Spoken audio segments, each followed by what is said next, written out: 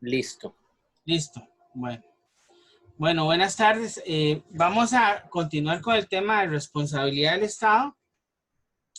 Hoy vamos a ver los casos del derecho francés que han dado lugar al tema.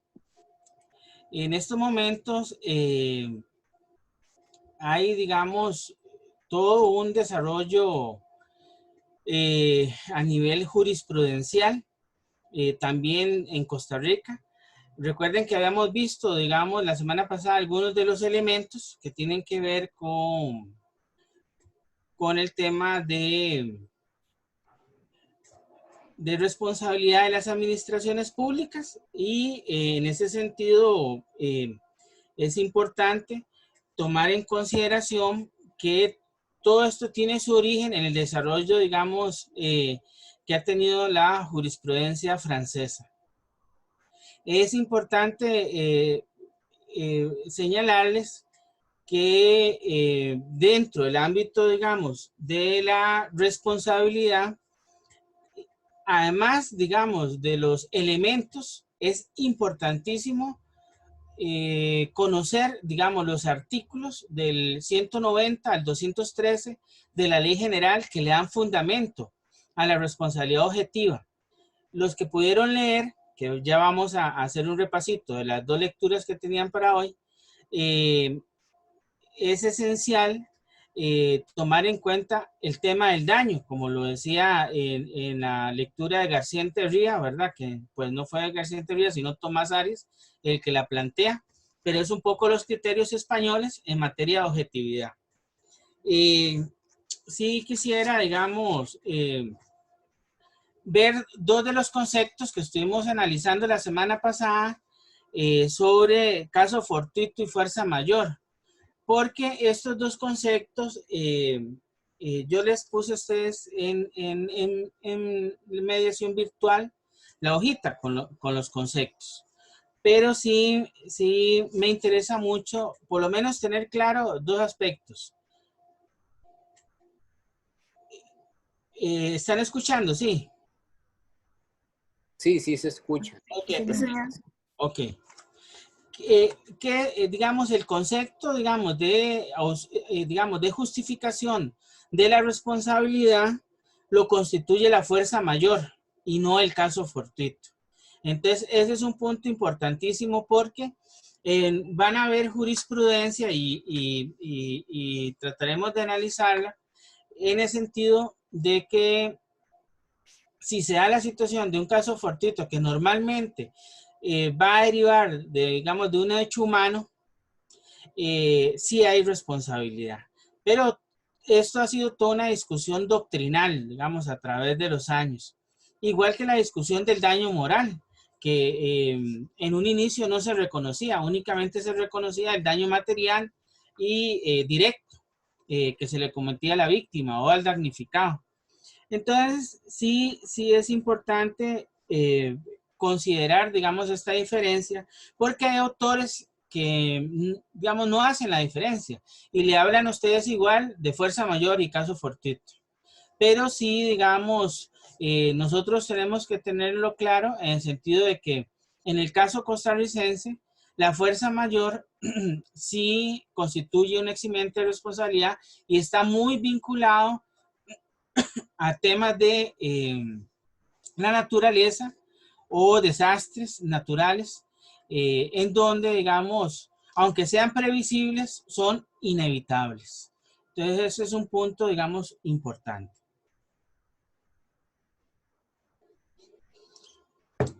También les digo que es importante la diferencia entre daño moral subjetivo y objetivo, que también lo vimos la semana pasada, pero sí sería importante, digamos, repasarlo en el sentido que el subjetivo se produce cuando se ha lesionado un derecho extrapatrimonial sin repercutir en el patrimonio, suponiendo normalmente una perturbación injusta en las condiciones anímicas del individuo. Y el objetivo es el que tiene efecto o repercusión directa sobre el patrimonio de la persona, o lo cual le genera consecuencias económicas valuables. En este sentido, sí creo que es importante tomar en cuenta que quien ha desarrollado muy bien, digamos, el tema de responsabilidad a nivel internacional de los derechos humanos, lo ha sido la Corte Interamericana de Derechos Humanos. Y a pesar de que estamos viendo la responsabilidad de las administraciones públicas, quiero contarles un caso que se llama Alobotoe contra Surinam, creo que es un caso de unas etnias indígenas etnias o indígenas, digamos, que un pueblo que tenía pues sus costumbres y todo, en ese momento había una dictadura y trataron de eliminar pues a una cantidad importante de hombres de una comunidad.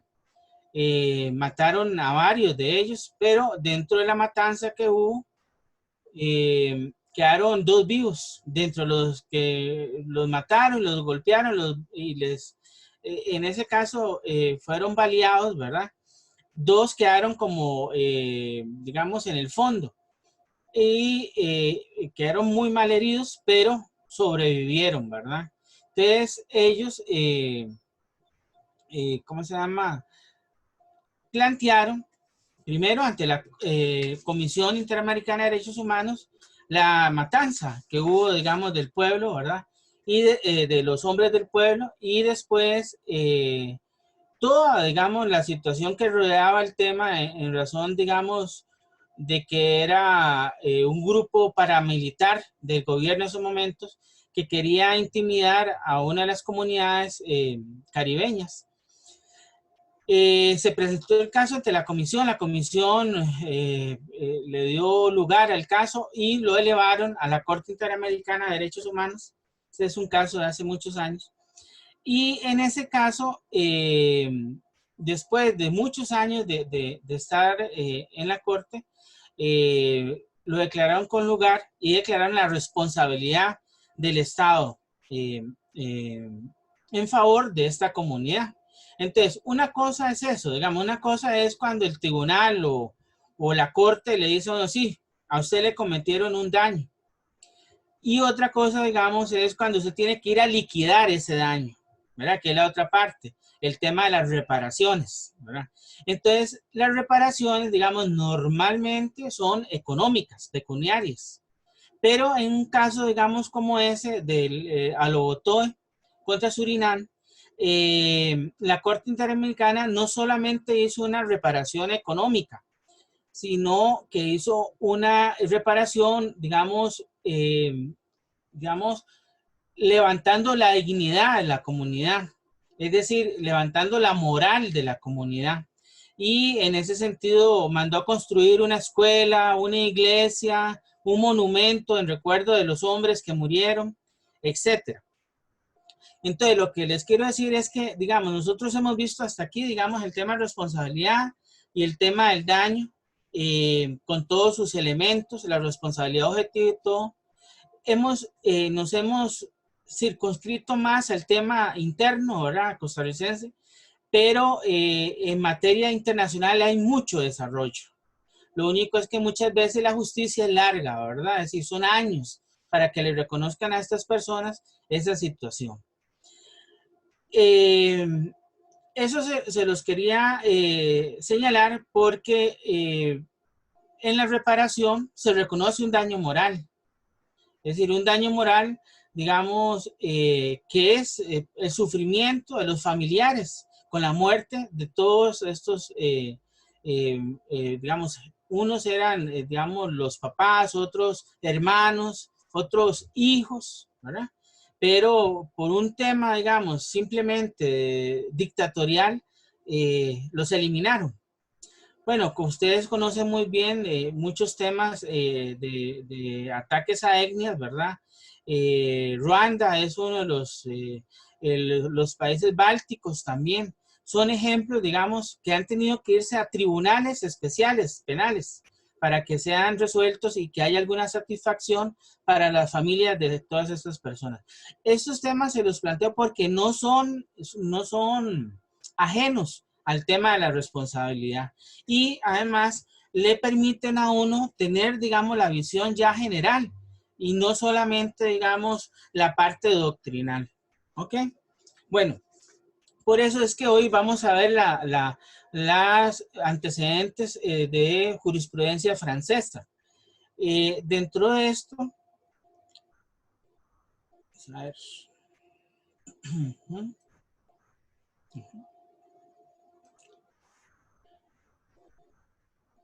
Dentro de esto, tenemos que partir del concepto de personalidad jurídica, ¿verdad? De los estados o de las administraciones públicas, si es del caso, que da lugar a que sea sujeto de derechos y obligaciones. Y dentro de este ámbito, la obligación de responder frente a particulares o administrados cuando se causa un daño o perjuicio en esta esfera jurídica. Nosotros lo habíamos visto desde el mismo desarrollo histórico y ustedes tienen que haberlo leído en la lectura de las teorías de la responsabilidad del Estado, ¿verdad? Es decir, de responsabilidad estatal.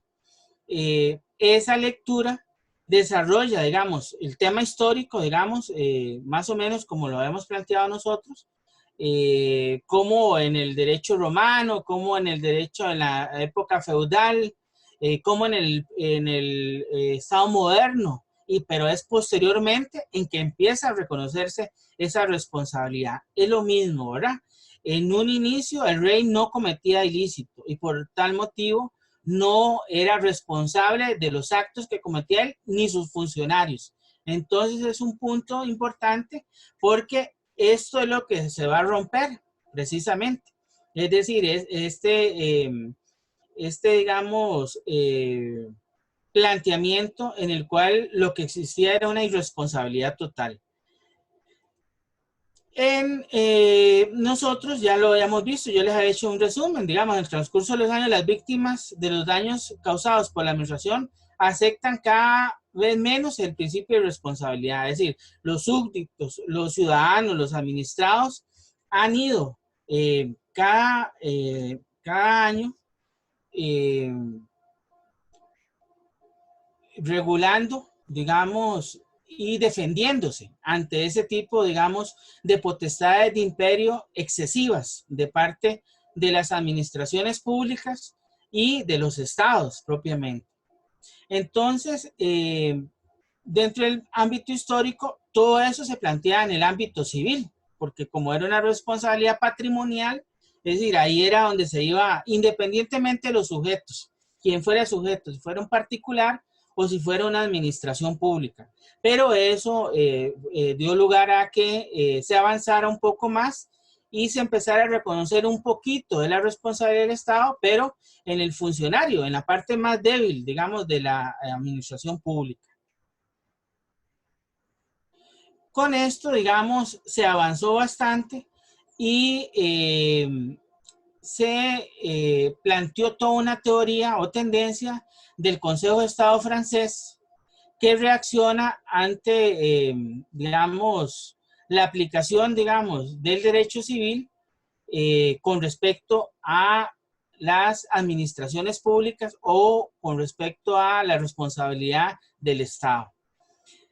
Tanto el Consejo de Estado francés como el Tribunal de Conflictos francés son dos instancias jurisdiccionales que, digamos, el sistema francés es un sistema que se le denomina sistema francés o administrativo, porque todos estos órganos, que en nuestro caso serían órganos jurisdiccionales, que sería, digamos, como el sistema judicialista, un tercero que resuelve. En el caso francés no, en el caso francés están dentro de la misma administración pública. Entonces eso fue un tema interesante porque al estar dentro de la misma administración pública había mucha presión política en las resoluciones de los casos que se planteaban contra instituciones públicas. Pero a pesar de eso, pudo más el tema, digamos, de las víctimas, ¿verdad? De los damnificados, y se desarrolló más el tema de la autonomía del derecho administrativo frente al derecho privado. Y así tenemos el primer caso, el caso Blanco o Arred Blanc, que yo ya se los he mencionado desde Administrativo 1, les vengo hablando de ese caso, ¿verdad? Ese caso, para recordarles, porque ustedes ya se lo saben mucho, era el caso de una empleada que se llamaba Inés Blanco de la Fábrica Estatal de Tabacos de Burdeos. Ella sufrió un accidente en su trabajo. Entonces, el Tribunal de Conflictos francés debía decidir sobre la competencia para conocer esa reclamación de daños y perjuicios contra el Estado, es decir, del servicio público. En la resolución se afirma que los litigios por causa de los servicios públicos, cualquiera que sea su objeto, quedan sustraídos a los tribunales ordinarios y sujetos a un régimen especial de derecho administrativo, indicando que hay responsabilidad del Estado y que esa responsabilidad del Estado no puede fundamentarse en principios civiles, sino en principios propios de una teoría del derecho administrativo. Entonces, a partir de ahí, viene a ser un juez contencioso administrativo el que resuelva los asuntos que tienen que ver en donde una de las partes es una administración pública. Y este es el caso, precisamente, ¿verdad? Ese es el caso de Blanco de 1873, donde se dice que la sentencia, la responsabilidad que incumbía al Estado por los daños causados a los particulares por actos de sus funcionarios, que emplea para cumplir con el servicio, no puede estar regida por los principios del Código Civil.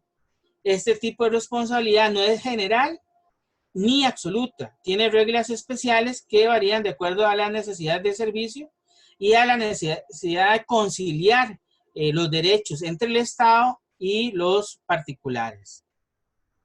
Entonces, a partir de ahí, con esta sentencia se elabora toda la teoría autónoma de la responsabilidad del Estado o de la administración pública, la cual, como yo les he dicho a ustedes, se desarrolla en forma pretoriana. ¿Qué significa? A través de casos, que son algunos de los casos que vamos a ver ahora. Ahora, son casos no solamente del Tribunal de Conflicto francés, sino también del Consejo de Estado francés, ¿verdad? Como una instancia, digamos, dentro de la justicia francesa. Partiendo de esto, en 1873 se establece el principio de que toda acción de responsabilidad dirigida contra una colectividad pública debe, por principio general, ser llevada ante la jurisdicción administrativa y que las reglas jurídicas aplicables en la materia no pueden ser las del Código Civil, sino las del derecho público. Que eso es lo que, digamos, más o menos hemos venido trabajando nosotros. En síntesis, las dos reglas esenciales que se establecen es la competencia del juez administrativo o contencioso administrativo para conocer de los casos de responsabilidad contra el Estado y la necesidad de edificar un conjunto de principios autónomos distintos a los del derecho privado.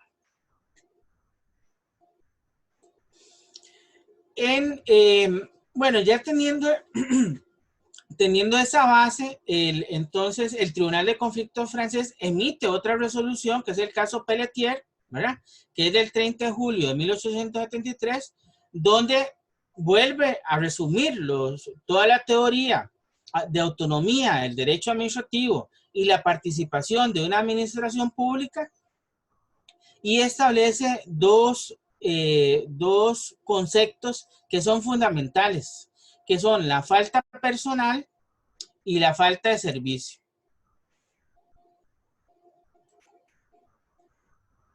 Son la falta personal y la falta de servicio. La falta personal en un inicio caracteriza la falta personal por ausencia del vínculo con el servicio público que brinda el funcionario, debiendo responder él frente a los tribunales de justicia, ¿verdad?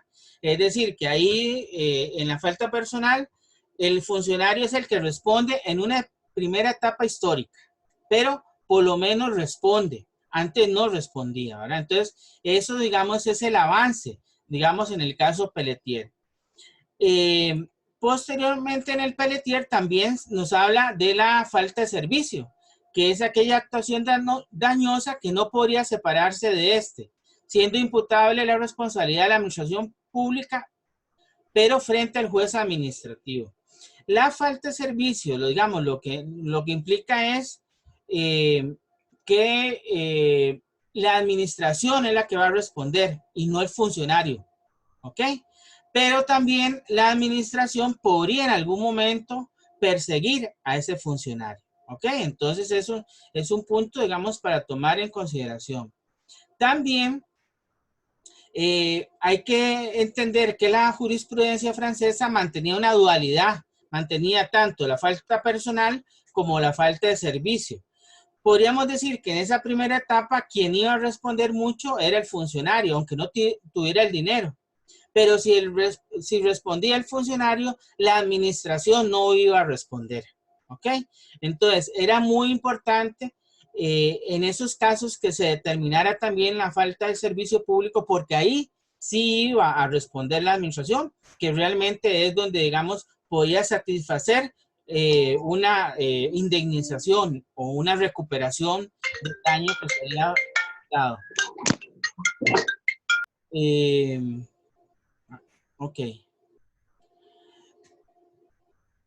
Vamos a ver. Entonces, García Enterría indicaba, y ustedes pues leyeron el tema de García Enterría al inicio de 1954, que es cuando se aprueba la ley de expropiaciones española, ¿verdad? Y después el avance que tiene él en el tratamiento, en discusión con otros autores españoles que tenían otras tesis, digamos, otras teorías en materia de responsabilidad.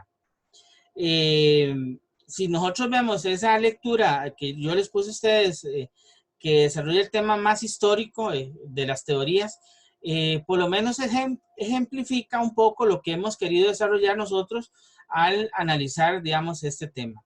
García Enterría indicaba que en este primer momento de la evolución de la responsabilidad no se podría considerar una combinación de ambas, es decir, o se daba falta personal o se daba falta de servicio. Es decir, eran excluyentes. Es decir, no había, digamos, la posibilidad de esto. Profe, con permiso. Sí, claro. También, bueno, en la lectura hablaba de una dualidad, pero no sé si es lo mismo, digamos, una dualidad entre la ilegalidad y la culpabilidad. Entonces, ¿se refiere a eso? Sí. A esa dualidad No, de falta personal y de... No. no, digamos, la dualidad que estoy hablando yo aquí en este caso, digamos, que habla García Enterría, es que, digamos, que falta servicio y falta personal son excluyentes. A eso se refiere. Esa otra que usted menciona es más que todo en los elementos. Es una dualidad en los elementos de ilicitud, ¿verdad? Es decir, entonces sí se plantea, pero la dualidad, pero en los elementos, en el análisis de los elementos de responsabilidad. ¿Ok? Bueno, en el caso Pelletier, digamos, permite que la víctima demande al funcionario ante los tribunales ordinarios, en ese caso. Permite a la víctima, la falta de servicio permitiría que la víctima demande al Estado, pero ante el Consejo de Estado francés, aplicándose los principios establecidos en la sentencia Blanc. Entonces, esos son los dos presupuestos que surgen del caso Pelletier. Digamos, que si la víctima demanda al funcionario, tendrá que hacerlo en los tribunales ordinarios, porque es ahí, digamos, en ese momento, el vínculo entre el Estado y el funcionario no era lo que es ahora, digamos, la responsabilidad solidaria. En ese momento eran excluyentes, digamos. Si se demandaba, digamos, al funcionario, no se podía demandar a la administración. Entonces, dependía por eso es que se le habla de esa dualidad, porque se podían dar cualquiera de los dos aspectos. En Francia, a partir del caso Pelletier en 1873, se distingue entre falta de servicio, que son daños causados por actuaciones inseparables del servicio de las funciones. Algunos le llamaban falta anónima, porque no se sabía quién era el que cometía la falta. Entonces, con más razón, tenía que responder la administración. Y falta de servicio cuando se planteaba también una ausencia de vínculo con el servicio público, es decir, que el funcionario cometía, digamos, el hecho dañoso, pero estaba fuera del horario, por ejemplo, o era un domingo, ¿Ve? Digamos, entonces se planteaba, digamos, ahí, no establecía ningún vínculo con la administración. Eso fue al inicio, ¿verdad? En el caso de las primeras, digamos, de las faltas de servicio, eh, se decía que el Estado es responsable cuando hay falta de servicio. En el caso de las segundas, es el funcionario y no el Estado, a menos que se logre comprobar que existe un vínculo entre la función que realiza el servidor y el Estado. Pero a eso no se llegó todavía, ¿verdad? Es decir, todavía no se había logrado llegar a acumular, digamos, las faltas.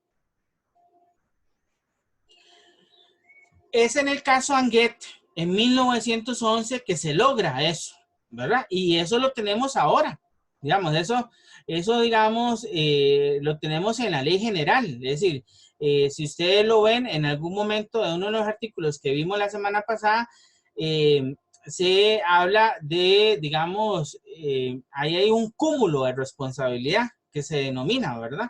Entonces, a eso se refiere un poco este tema, ¿verdad? En esta sentencia, en el caso Anguet, se reconoce la posibilidad de que un daño pudiera ser causado en forma concomitente por una falta personal y una falta de servicio.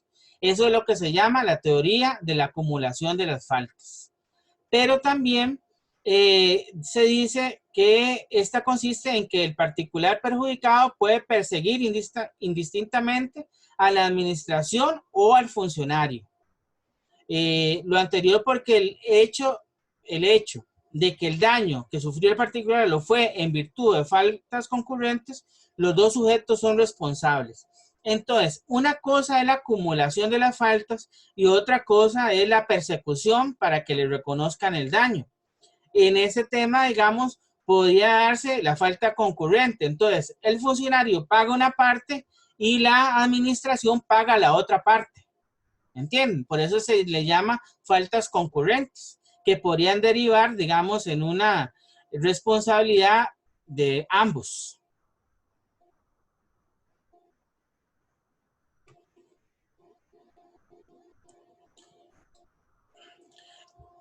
En 1918 aparece el caso Lemonnier, que es donde se reafirma el principio de responsabilidad de la administración al aceptar que un hecho podría constituir falta personal y falta de servicio. El particular afectado puede optar por demandar al funcionario causante del daño o bien accionar contra el Estado con el objetivo de asegurar la indemnización. Entonces, dentro de este ámbito, es importante que se amplíe la noción tradicional de falta de servicio con el fin de incluir conductas que eran consideradas antes faltas personales, porque no eran cometidas en el ejercicio de las funciones propias del cargo. ¿Ok?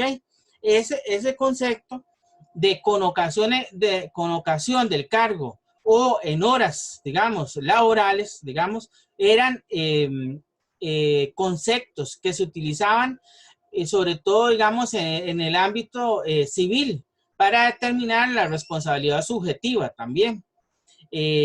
Ahora no, ahora lo que interesa es el daño y el nexo causal, a partir también de los otros elementos que hemos ido analizando. Pero dentro de este aspecto, hay algunos que consideran mantener siempre que son excluyentes de la responsabilidad de la administración, pero con la teoría de la acumulación de faltas que lo vimos en el caso de Anguet, ya eso no era procedente. Entonces, era muy posible que por el caso Lemonnier, toda falta de servicio podía traer consigo una falta personal. ¿Ok? Y ese fue uno de los puntos que se fue afirmando con el desarrollo del tiempo. En el caso Lemonnier se dice que en un inicio la falta de servicio, que sin ser falta personal, era cometida por el funcionario en su lugar de trabajo, dentro de las horas de trabajo o aprovechando los medios e instrumentos proporcionados por el cargo. La sentencia Lemonnier se incluye en aquellas actuaciones dañosas realizadas por el funcionario con algunas de las condiciones señaladas y no necesariamente con la concurrencia de todas. Entonces, aquí lo importante es que agrega criterios nuevos de determinación de la falta, que que, digamos, no eran típicos en ese tiempo, como era aprovechar medios o instrumentos que me da el cargo para realizar mi trabajo y que realizando mi trabajo cometo un daño. ¿Okay? Y aquí vamos a uno de los casos últimos, que es el caso Laruelle. Este caso es en 1951. En esta resolución se señala que la administración que ha debido indemnizar a un particular por el daño causado por un funcionario falta personal podrá perseguir por medio de una acción de recuperación el patrimonio del servidor. Eso es lo que nosotros ya tenemos en la ley general como la persecución interna de responsabilidad o la seguir al funcionario por el cual ha pagado la administración. Esto es lo que se le denomina un triángulo básico en las relaciones jurídico-públicas y necesaria para la determinación de la responsabilidad. Bueno, esto, digamos, digamos en términos, digamos, generales. Hay otros casos, digamos, hay otro caso que es el Arrest Canes, ¿verdad? Canes con doble N, ¿verdad? Que ese se da en 1885, que tiene que ver con la admisión de la culpa, admisión de la responsabilidad sin culpa. Ese lo desarrolló el Consejo de Estado francés y eso responde a una responsabilidad objetiva, ¿verdad? Ese fue un primer momento y es cuando se da un riesgo profesional, se agrega el riesgo profesional y a partir de ahí, entonces, en ese caso, en el red Canes o caso Canes, se reconoce la responsabilidad por riesgo profesional. Igual sucede en el caso Tomaso Greco. ¿Sí? Profe, ¿Sí? perdón, una preguntita. Digamos, en el caso este de Canes, lo que no entendí es que usted dice que hay una administración, una admisión de la responsabilidad sin culpa. ¿Sin culpa de quién? Del Estado, porque dice que hay una responsabilidad objetiva. Sí, la culpa es del funcionario normalmente, ¿verdad? Porque recuerden que es un elemento subjetivo, ¿verdad?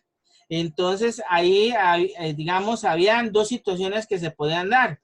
Digamos, si hubiera sido, digamos, responsabilidad sin culpa, digamos, admite la responsabilidad sin culpa, era, digamos, un avance, digamos, dentro de la jurisprudencia francesa. Pero esa situación se dio, ¿verdad?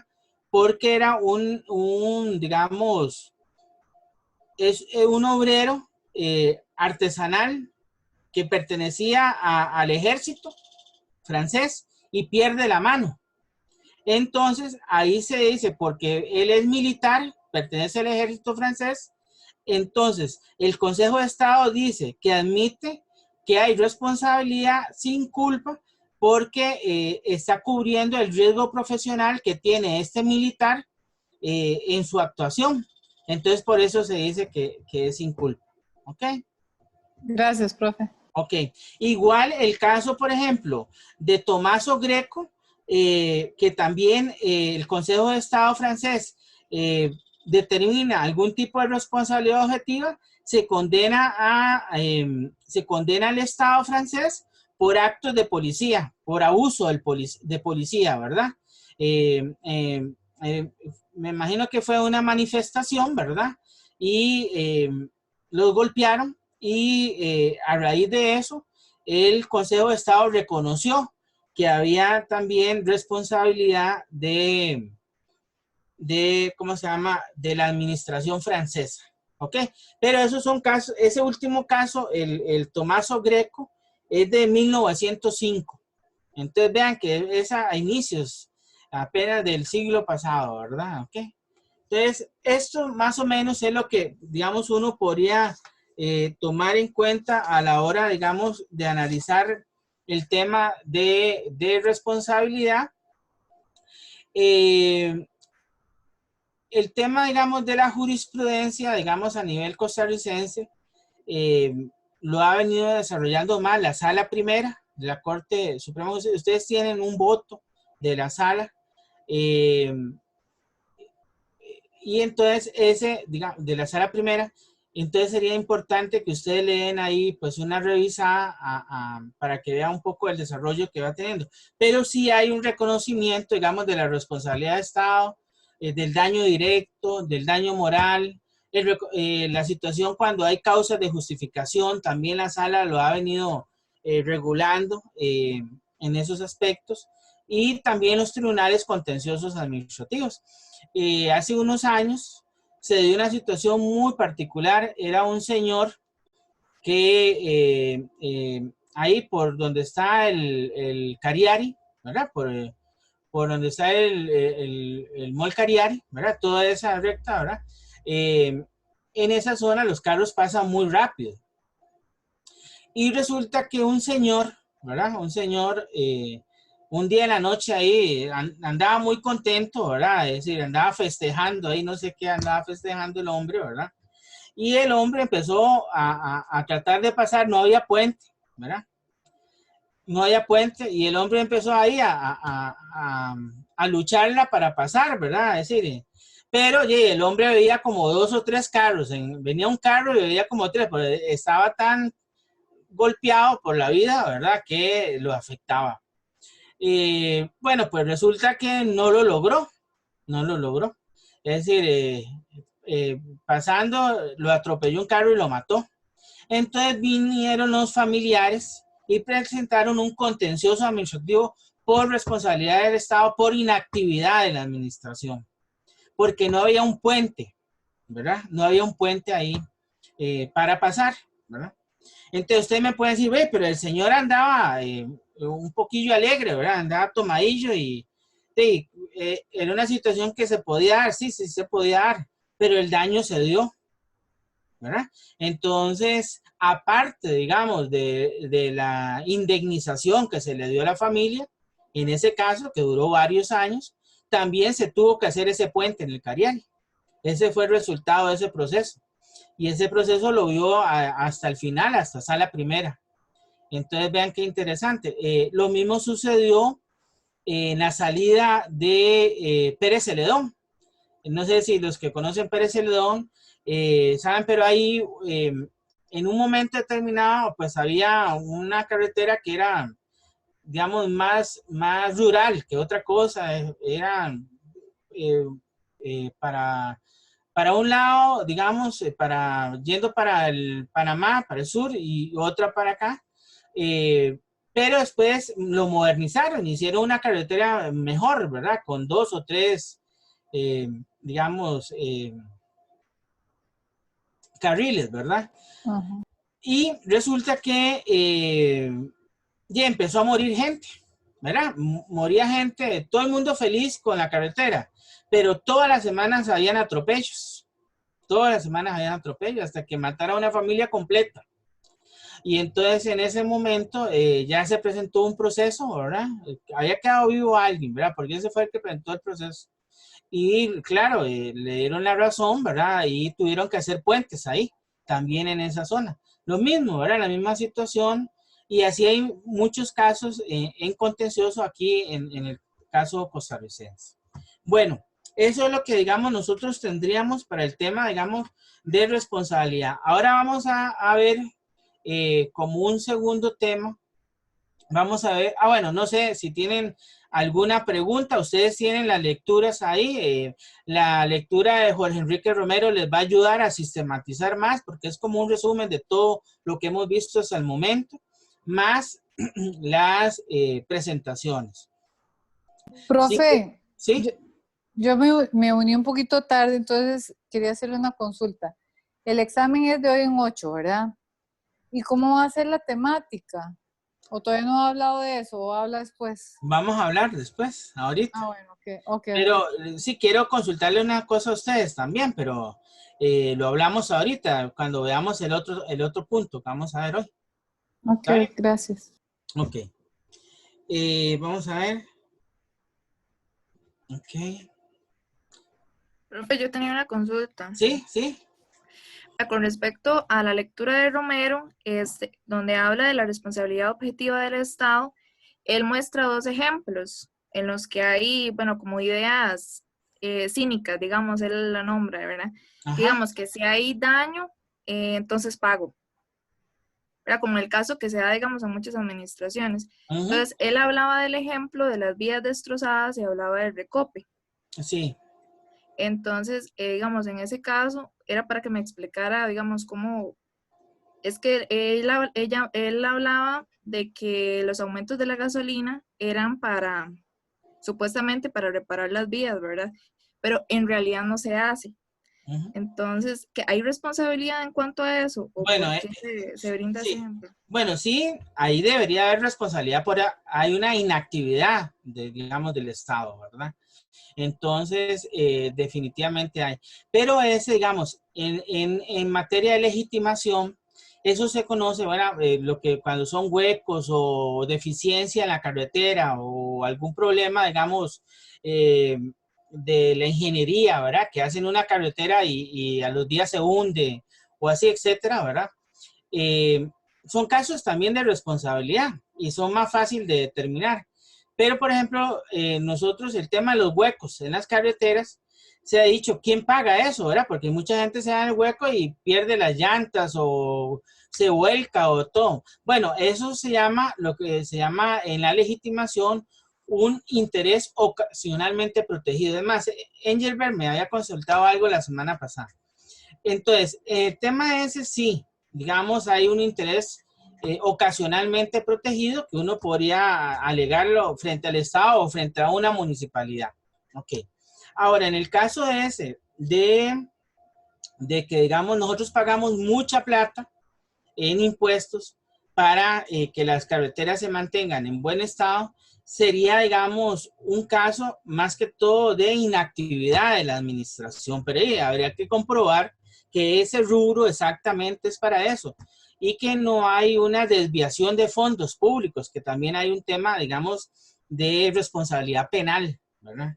Pero sobre eso realmente, digamos, no hay mayor desarrollo a nivel jurisprudencial. ¿Alguien más tiene alguna otra consulta? Profe, y otra cosa. Sí, sí, sí. En el derecho civil hay, bueno, hay varios eximentes de responsabilidad, que son, bueno, caso fortuito, fuerza mayor, y también se ve hecho de la víctima, bueno, o autopuesta en peligro. Uh-huh. Hace un rato se mencionó, digamos, que en la responsabilidad objetiva del Estado solo había, bueno, de eximentes se aceptaba la fuerza mayor, ¿verdad? Que son, digamos, Sí. hechos de la naturaleza, etcétera, etcétera. Como ese ejemplo que usted nos explicó, bueno, de este señor que venía tomado, ¿verdad? Y que Uh-huh. cruzó la Sí, que autopista. haya culpa de la víctima. Exactamente, no Sí, se da, ¿verdad? En el derecho no. administrativo no se da. No, Okay. sí, no, sí, digamos, sí son eximentes de responsabilidad.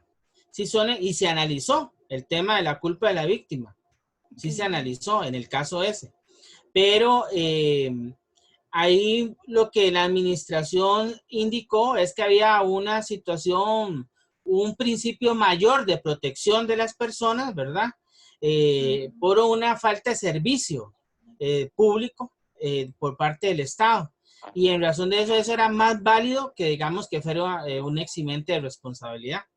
Ahora, recuerde que, digamos, los eximentes de responsabilidad son culpa de la víctima, hecho de un tercero y fuerza mayor.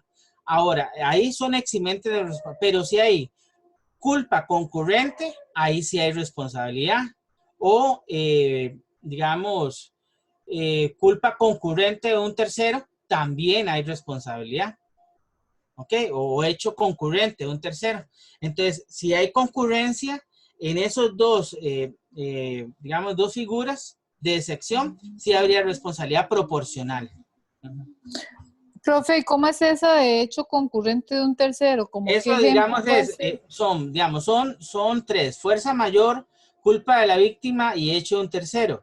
La culpa de la víctima puede ser una culpa concurrente, ¿verdad? Que uno podría decir que, como ese caso, digamos, que les planteaba yo, ¿verdad? Que la persona andaba en un estado etílico, ¿verdad? Que él fue más bien el que provocó esa situación. Bueno, pero ahí parece que no se fueron por ese lado, la jurisprudencia contenciosa. Y el hecho de un tercero, también el hecho concurrente de un tercero, significa, digamos, que hay una una responsabilidad concurrente no solo del tercero, sino de la administración. Entonces, en esos casos hay una responsabilidad también, digamos, proporcional en el hecho del tercero. ¿Ok? El hecho, digamos, de un tercero normalmente es que puede ser, por ejemplo, un auxiliar de la administración pública. Por ejemplo, un notario público, digamos, es un auxiliar de la administración pública, ¿verdad? Porque tiene fe pública. Y resulta que que auxiliar comete, digamos, algún acto, digamos, que sea contrario, digamos, un acto delictivo, y él está actuando, digamos, como tercero, digamos, de buen derecho para resolver un asunto. Ahí, digamos, es donde, digamos, se podría dar, digamos, que no sea solamente culpa de él, sino que también de la administración que lo escogió para que fuera perito en un caso, digamos, determinado. ¿Ve? Ahí, digamos, habría una culpa concurrente, o que usted le pagó, o que alguien le pagó al perito para que el perito dijera que esto valía tanto, pero no valía eso. Eso pasó en un caso de un exministro no me acuerdo de cuál de las carteras, ¿verdad? Que estaba vendiéndole una propiedad al Estado. Pero esa propiedad que le estaba vendiendo el Estado era un bajo todo, ¿verdad? Hasta un río. Y lo estaba vendiendo para un programa de INPUS o de población, ¿verdad? Digamos, de pobreza. Y resulta que después de que fue ministro, le compraron la propiedad. Entonces, ve, ahí hay, digamos, una situación que si alguno quisiera, digamos, impugnar, ahí pareciera que hay una responsabilidad de un tercero, digamos, en ese caso, ¿verdad? Pero bueno, son casos que se presentan a través de la jurisprudencia, ¿sí? Profe, entonces, cuando hay un hecho de un tercero en la responsabilidad del Estado, ¿tiene ese tercero que ser, digamos, auxiliar, como dice usted, de la administración, o puede ser un sujeto de derecho privado? Sí, puede ser un sujeto de derecho privado, puede ser cualquier tercero. Aquí, digamos, lo que tenemos que tener en cuenta es que, digamos, por ejemplo, la administración no va a pagar cuando el hecho es de un tercero. ¿Ok? Por ejemplo, la Municipalidad de Grecia contrata mediante, digamos, digamos, a una vagoneta para que le lleve un material determinado. Y la vagoneta, cuando va, se mete en una casa y provoca daños en la casa. Entonces, ¿quién paga ahí? ¿La municipalidad o el transportista, el de la vagoneta? Pareciera que ahí es un hecho de un tercero, aunque lo contrató la administración, pero ahí debería pagar solamente el de la vagoneta. Pero bueno, hay algunos que son muy vivos, ¿verdad? Y entonces le meten también digamos que hay un hecho de tercero concurrente para ganar un poquillo más de plata. ¿Ok? Muy bien. ¿Alguna consulta más? Bueno, si no, vamos a ver el último tema.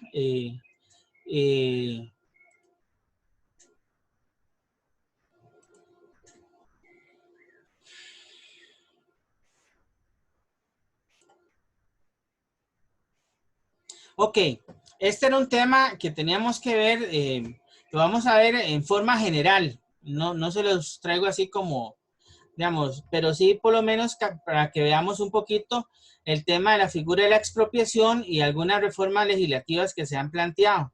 Sí, aquí es importante tomar en cuenta que para hablar del tema de expropiación tenemos que hablar del derecho de propiedad, ¿verdad? El derecho de propiedad está establecido en el artículo 45 de la Constitución Política. ¿Alguno me lo puede leer, el 45 de la Constitución?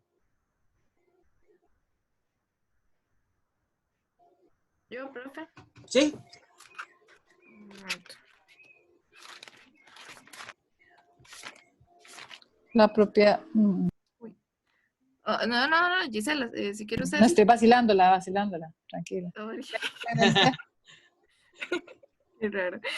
La propiedad es inviolable. A nadie puede privarse de la suya, si no es por interés público, legalmente comprobado, previa indemnización conforme a la ley. En caso de guerra o conmoción interior, no es indispensable que la indemnización sea previa. Sin embargo, el pago correspondiente será más tardar 2 años después de concluido el estado de emergencia. Por motivos de necesidad pública, podrá la Asamblea Legislativa, mediante el voto de los 2/3 de la totalidad de sus miembros, imponer a la propiedad limitaciones de interés social. Ok, gracias, Dayana. Y Gisela también. Ok, aquí, digamos, es importante un aspecto. Esta es una materia que es muy, digamos, desarrollada a nivel del derecho administrativo.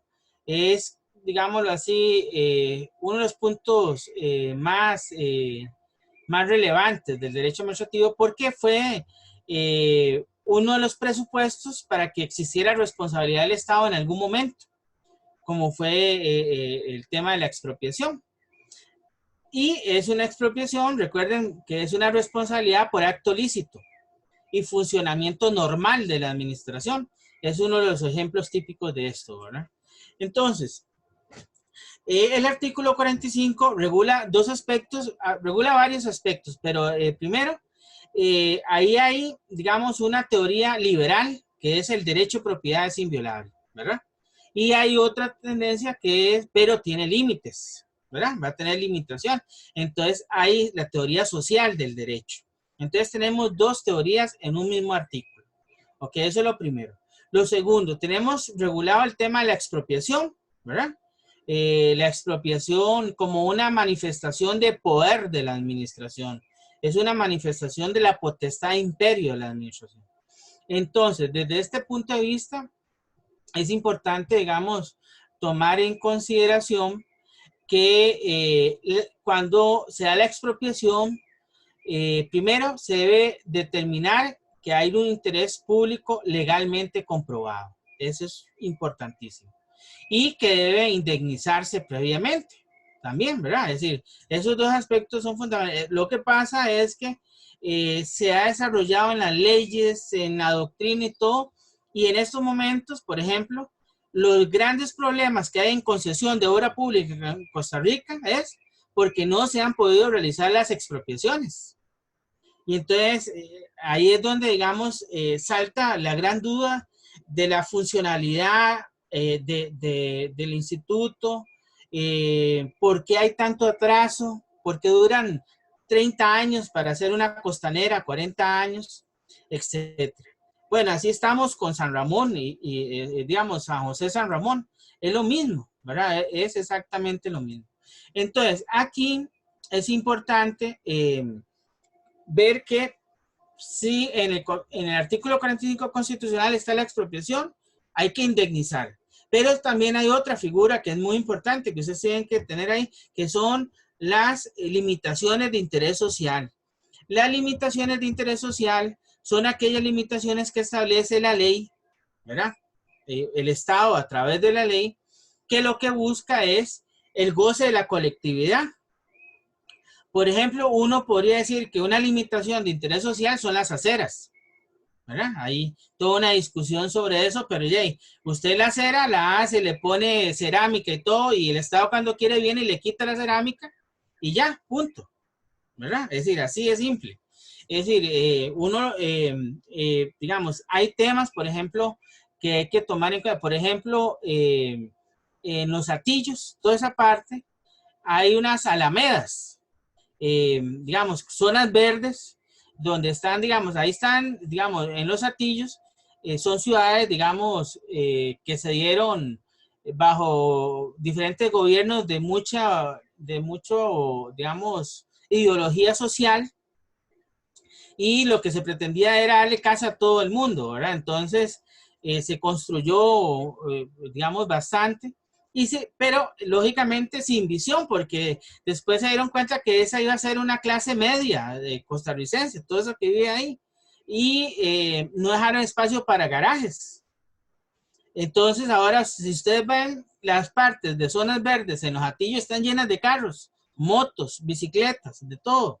Y esas son zonas de interés social, son zonas colectivas.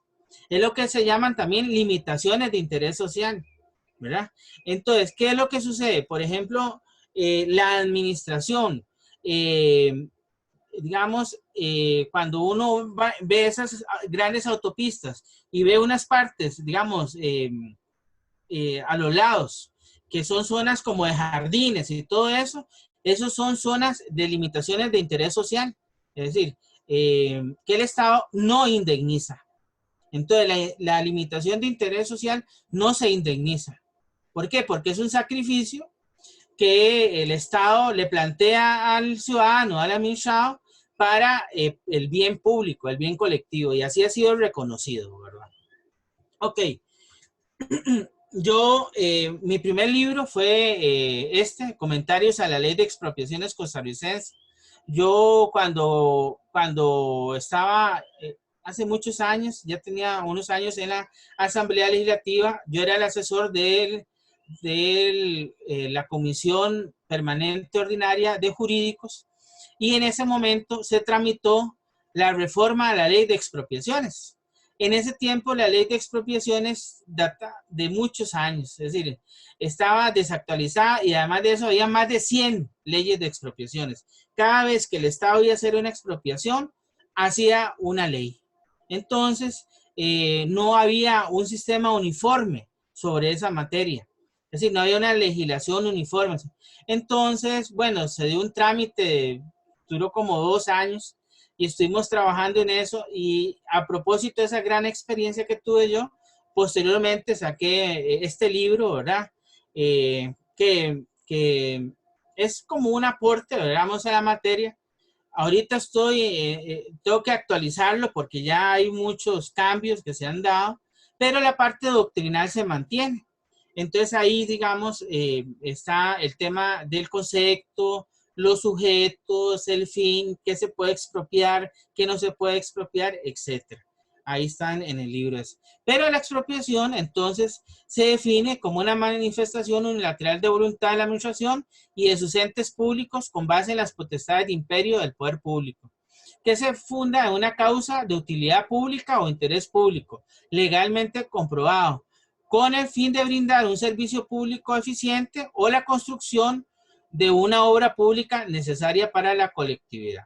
Entonces, esto es exactamente, digamos, lo que se podría considerar la expropiación. Si ustedes revisan a García Enterría, Ortiz Ortiz, más o menos por ahí son el concepto, digamos, que ellos plantean. Por ejemplo, Ortiz tiene un libro que se llama Expropiación y Responsabilidad Pública también.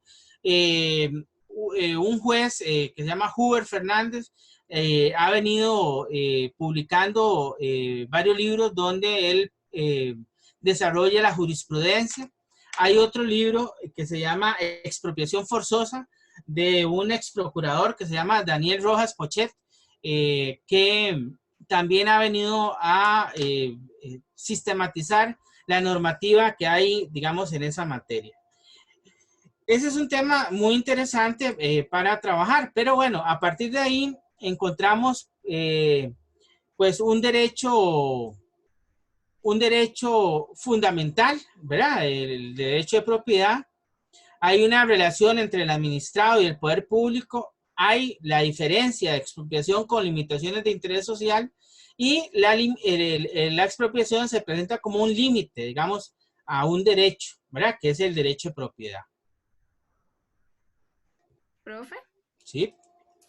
Incluso, bueno, yo que estaba investigando sobre, derecho indígena, también cuando son, digamos, cuando hay personas que están viviendo en zonas que están establecidas, digamos, dentro del límite territorial, digamos, o sea, que esas zonas son indígenas, ¿verdad? Que pertenecen a una etnia específica, se expropia y también se indemniza, digamos, a esas personas no indígenas, ¿verdad? Entonces es como un aporte. Sí, eso es importante porque de eso hay una gran lucha, digamos, en la zona sur. En estos momentos ha habido gente hasta que ha matado por el tema, digamos, de las tierras indígenas, ¿verdad? Ellos tienen ley especial y tienen exactamente, se ha hecho expropiaciones especiales, digamos, en ese tema. Pero siempre hay problemas, digamos, porque hay temas ideológicos, hay temas de desarrollo económico, ¿verdad? Que se han presentado en esos lugares. Ok. Ok. Uno podría citar solo el 45, digamos, si quisiera hablar de expropiación, pero lógico, yo tengo que citarles a ustedes el 11 de la Constitución Política, que es el principio de legalidad, y el 49 de la Constitución, que es el que establece la jurisdicción contenciosa administrativa, porque allí es donde se van a dirimir los conflictos. ¿Qué sucede cuando yo no estoy de acuerdo con el avalúo que me ofrece, digamos, el Estado para expropiarme? Bueno, yo le digo que no, en vía administrativa, se agota ahí la vía administrativa y se va a un proceso contencioso administrativo. Ya el proceso contencioso administrativo, digamos, tiene toda una serie, digamos, de fases, ¿verdad? Que se van desarrollando, pero es en esa vía donde se determina no si se va a expropiar o no, porque siempre se va a expropiar. Es una potestad de imperio. Lo que se le va a determinar es el precio justo o el justiprecio, que se le denomina, ¿verdad? Entonces, eso es lo que se va a determinar en la vía contenciosa administrativa. ¿Qué problemas se plantean actualmente con el tema de la expropiación? La celeridad en el trámite de las diligencias administrativas y judiciales de expropiación, el retraso en la determinación del justiprecio, la entrada en posesión del bien, los peritajes, las notificaciones, los procesos largos y extensos, la declaratoria de interés público. A veces hay toda una serie, digamos, de criterios con respecto a actividades comerciales y otros derechos. Me reconocen o no si yo tengo, por ejemplo, sembrado, digamos, el terreno, etcétera. Es decir, hay toda una discusión en ese tema. Hay un proyecto que se ha presentado en el 2016 por parte del Poder Ejecutivo para reformar algunos artículos de la 7495, ¿verdad? Y se dio y se aprobó mediante la ley 9286. Se realizaron cambios en el trámite de las diligencias administrativas y judiciales de expropiación que no tuvieron el resultado esperado. Hubo una reducción en el plazo de entrada en posesión de los inmuebles. Esto es, digamos, el punto más, de los puntos más álgidos de esto. ¿Cuándo entra el Estado en posesión del bien? El Estado lo que quiere siempre, lo que ha querido siempre es depositarle, aunque yo no estoy de acuerdo con el justiprecio, y ya entrar en posesión del bien. ¿Ok? Es más, darle a usted 15 días para que se vaya de la casa. Eso es lo que siempre ha querido el Estado. Lógicamente que eso se ve, digamos, a veces un poco desproporcionado, ¿verdad? Más que muchas veces no es una casa, son 50 casas que se van a expropiar para que pase una superautopista. Entonces, ahí es donde empieza, digamos, ya el tema a complicarse, porque no todos van a estar de acuerdo con eso. Y menos con el justiprecio, porque aquí pasa una cosa. Hay gente que es muy vivilla, ¿verdad? Y tiene la casa en un monto muy bajo para pagar un poquito menos de impuestos, ¿verdad? Tanto locales como nacionales. Pero cuando lo expropian, claro, la administración le dice, bueno, le ofrezco esto porque esto es lo que usted tiene en el, ¿cómo se llama? En Hacienda, valorada su propiedad. Y lógicamente la persona le dice, no, jamás, ¿verdad? Ese no es el precio comercial. Bueno, eso es lo que les quiero decir. Lo que es válido es que el justiprecio sea una valoración del precio comercial de la propiedad. No puede ser el precio fiscal. No puede ser. El precio fiscal es otra cosa. Lo que se valora es el tema comercial. Ese es el valor que se le va a pagar a la persona que se expropia. Bueno, pero digamos... Profe, sí, sí. Sí. Una preguntilla. Digamos, por ejemplo, en ese caso, bueno, es que tuve que desconectarme un toque y bueno, no sé si ya hablaron, pero por ejemplo, en el caso del Triángulo de la Solidaridad, ¿verdad? Que Ajá, ahí sí. hay una cantidad enorme de casas, Ujú. y posiblemente pues pagaron algo para vivir ahí. Y Sí, ¿cómo se hace en ese caso? Porque es también un asunto social, ¿verdad? sí. Por toda la parte. Ujú. Digamos, esa expropiación ya se llevó a cabo y los tuvieron que colocar en otro lado, o cómo se manejó eso. No sé cómo habrán manejado eso, pero eso tiene años de estarlo trabajando, ¿verdad? Por el tema, digamos, de la carretera. Lo que yo tengo entendido es que un grupo sí se fue a otro lugar, ¿verdad? Digamos, que le ofreció el Estado, digamos, a nivel social, pero un grupo que no ha querido irse, digamos. Pero ahí lo que se produjo fue el desalojo administrativo, ¿verdad? Que se podía hacer. Entonces, pero no sé ahorita, digamos, en qué terminó todo, ¿verdad? Creo que usted no está investigando sobre eso, Gisela, no. Sí, profe, estoy Bueno. investigando, pero Bueno, voy de entonces a poquitos. usted es la que me tiene que contar en qué quedó eso, ¿verdad? Exactamente. Sí, sí, eso Pero lo sí, voy a poner de sí es atención. importante, sí es interesante averiguar cómo es el asunto, pero ese es un ejemplo de muchos que se dan en esta materia.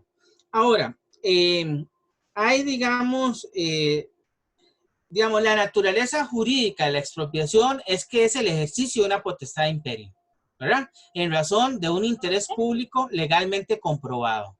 Entonces, ahí es, digamos, donde podríamos ubicar la naturaleza jurídica. ¿Ok? Ahora, ¿qué elementos forman parte de la Profe, expropiación? Sí, sí. yo tengo una pregunta. Ajá. ¿Quién es Sara? Sí, Ajá, sí, Sara. sí. En el caso, bueno, es como que usted dice que tienen que expropiar un montón de casas sí, para la construcción de una carretera. ¿Qué pasaría si alguna tiene como, por ejemplo, una naciente que está protegida? Bueno, digamos, en la ley de aguas, en la ley forestal, está regulado, digamos, lo de la protección, en la ley forestal está regulado el tema, digamos, de los nacientes, ¿verdad? Entonces, lógicamente que cuando hay nacientes tiene que haber, digamos, una distancia determinada para poder construir cualquier cosa, ¿verdad? Así es lo que está establecido. En la ley de recurso, en el proyecto de ley de recurso hídrico, ese es uno de los problemas que hay en estos momentos porque no se tiene claro cuál es la distancia razonable para darle a los mantos acuíferos. Pero eso se está discutiendo. Esta semana se aprobó, digamos, una reforma al artículo 50 constitucional donde se agrega el derecho al agua como un derecho fundamental, ¿verdad? Entonces eso es interesante, pero sí, digamos, debería, pero le voy a decir una cosa, eso no se da siempre, porque yo me he dado cuenta de centros comerciales o mall, que le llaman, ¿verdad? Que se han construido y que cerca de ahí habían mantos acuíferos y nadie sabe qué pasó con esos mantos acuíferos, ¿verdad? Entonces, en esto ya hay toda una discusión de Profe, respeto, digamos, a eso, ¿sí? pero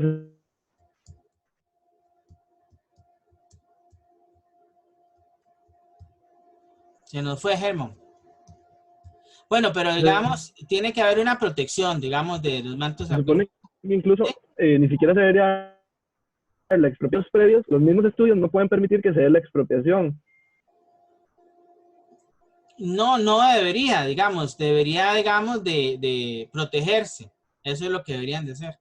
Ahí lo que hay que hacer es un cambio, digamos, en el tema, pero no todo el mundo, digamos, lo plantea así.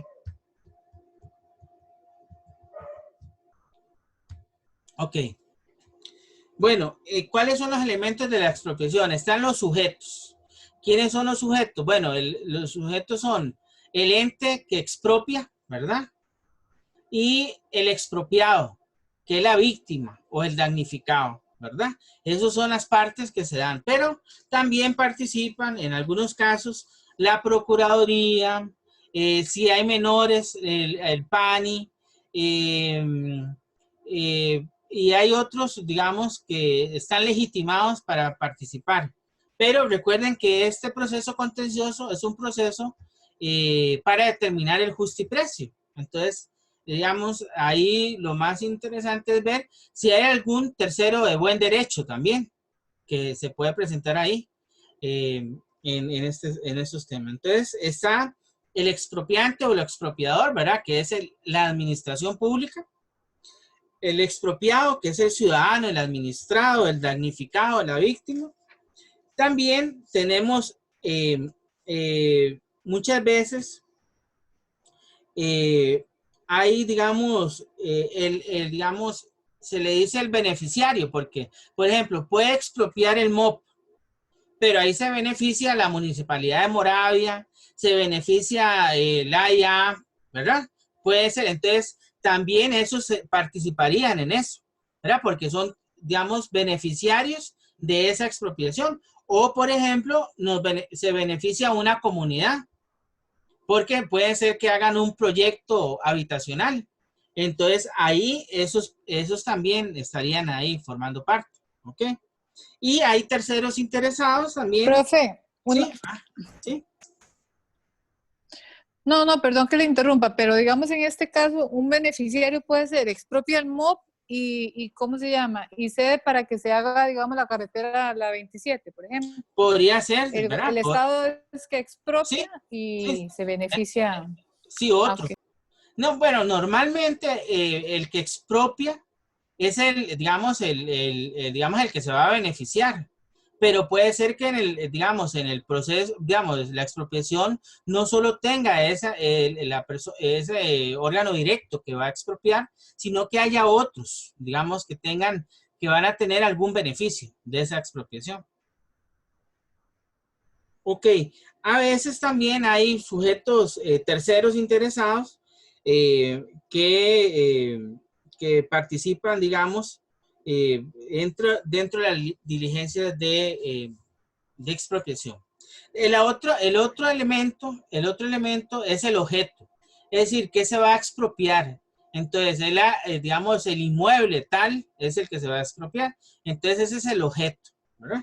Pero el objeto normalmente, digamos, está referido a inmuebles, pero también puede haber muebles. Ahorita, digamos, no es lo común porque, digamos, en muebles está también el tema de la otra figura jurídica que se utiliza, que no es confiscar. Hay otra figura que se utiliza en eso, pero igual, digamos, se podría dar, digamos, depende, digamos, del tipo, digamos, de bien para poder expropiar. Y la causa expropiandi, que es el otro elemento, es la causa, la razón de ser de la expropiación. Es el fundamento jurídico de la existencia de la propiedad. Normalmente, digamos, es la utilidad o el interés público que se busca proteger. Es decir, lo que se pretende, digamos, si el interés es hacer un parque como la sabana, entonces ahí es la protección natural, el oxígeno, el agua, etcétera, ¿verdad? ¿Entiendes? Entonces esa es la causa expropiante. O puede ser una carretera, puede ser un edificio, digamos, para atender a las personas de la calle, por ejemplo. ¿Ve? Esa es la causa expropiandi, que es un elemento básico, digamos, en esta materia. Digamos, bienes susceptibles de expropiación, hay varias teorías. Hay bienes susceptibles de expropiación. Normalmente, digamos, se establece, digamos, muebles o inmuebles de acuerdo a la naturaleza que tenga este bien, ¿verdad? Pero hay casos en los cuales no son susceptibles de expropiación. Entonces, el dinero en efectivo no es susceptible de expropiarse. Las cosas muebles sustituibles no son objeto de expropiación. Tampoco los monopolios pueden ser objeto de expropiación. Y los edificios que pertenecen a estados extranjeros que están en el país, esos tampoco pueden, digamos, expropiarse. Esas son las embajadas. Sí, las embajadas, consulados en algunos lados, ¿verdad? Y también los derechos de la personalidad y familiares, ¿verdad? Esos más son inmateriales, ¿verdad? Pero esos no son expropiables. Los derechos de la personalidad y familiares. Ok, eso es como para, digamos, tener una visión general, digamos, del tema.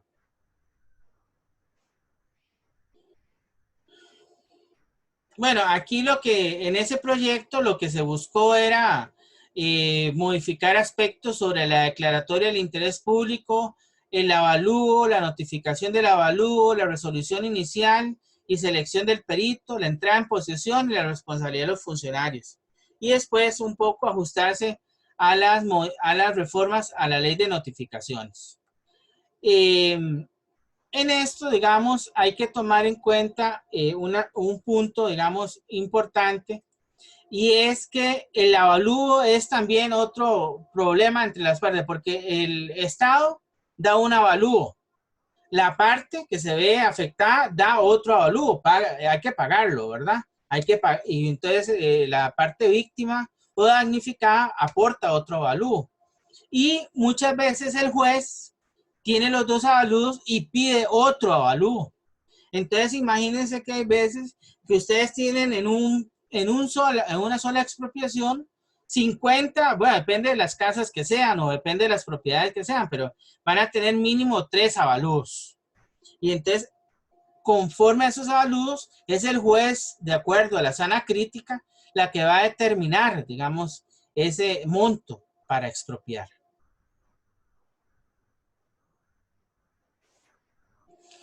Esa última reforma a la ley 7495 buscaba enmendar aspectos del procedimiento administrativo de la expropiación y autorizaba a la administración pública para contratar consultores especialistas para el apoyo y las gestiones que se requieran para todas las actuaciones preparatorias para el dictado de los actos. Es decir, aspectos que pareciera que más bien sobran, porque consultores hay desde el inicio, ¿verdad? Pero bueno, lo que pretendían era como tener un equipo de expertos, no solamente, digamos, que analice el tema, digamos, del inmueble o las propiedades que se van a expropiar, sino otros aspectos que son previos, como son el tema de la determinación de los montos, del avalúo, de lo que se va a expropiar, etcétera. El Departamento de Servicios Técnicos había planteado que existía, digamos, se planteaban estudios privados para garantizar la celeridad de las obras, pero que en la administración se presentaba inopia. Inopia es que no hay expertos o especialistas, digamos, para determinar algún tipo, digamos, de rubro dentro de la misma expropiación. Entonces, se planteó este aspecto en razón de acelerar el punto, pero es un tema que no está muy claro, ¿verdad? Y el otro, el tema de las notificaciones, que también implica, digamos, muchas veces un atraso muy grande para las partes y para la administración, pues muchas veces no aparecen después los que necesitan notificar. Ok. La Corte lo que hace es señalar que que las modificaciones que se plantean no son, digamos, sustanciales y que no necesariamente pueden mejorar el tema, digamos, de la expropiación del proceso. Bueno, eso es lo mismo, la Corte lo lo indica nuevamente. Hacienda, como Hacienda es el que tiene la Dirección de Valoraciones Administrativas y de Tributación, Hacienda tiene un equipo de peritos para evaluar en materia de expropiaciones. Pero ellos señalan que tienen carencia personal en ese sentido. Entonces lo que se pretendía era la posibilidad de estar contratando otro tipo de consultores especialistas, ¿verdad? Pero no haya como mucho acuerdo en cuanto a eso.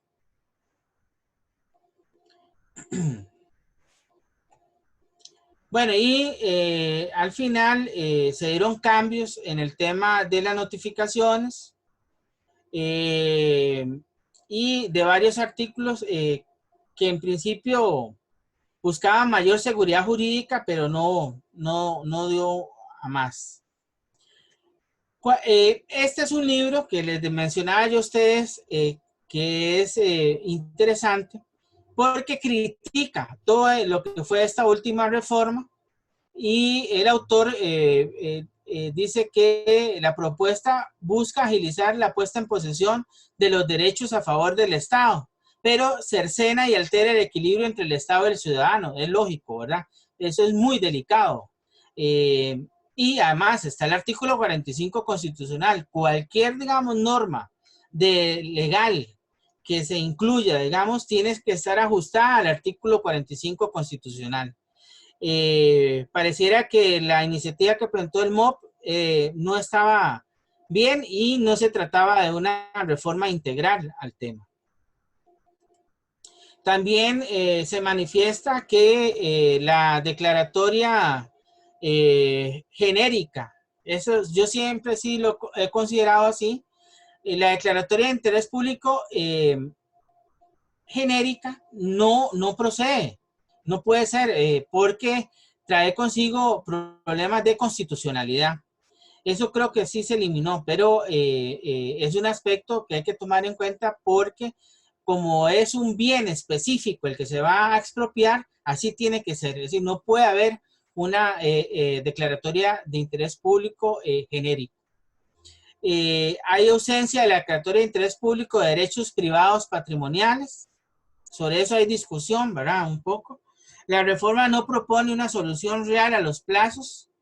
Igual, trámites y condiciones siguen parecidos.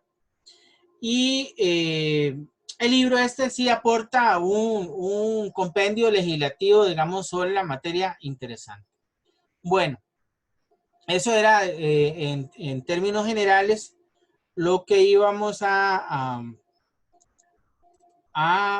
revisar. Ignacio, si quiere ya puede finalizar la grabación.